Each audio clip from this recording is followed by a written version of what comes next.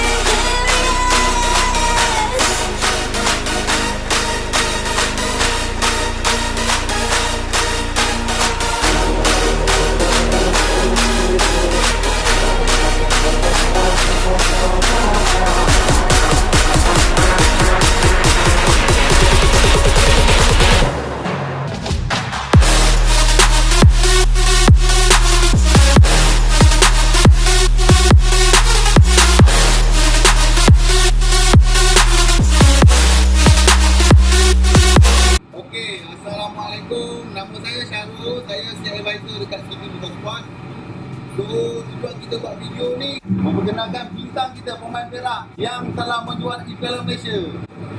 Tahniah, tahniah bang, tahniah. So abang ni dia datang, dia buat kereta lipat Bodykit kepada M3 lah, kepada 90 standard RCI lipat kepada M3. So kita ada grill M3, kita ada bumper M3, Grille,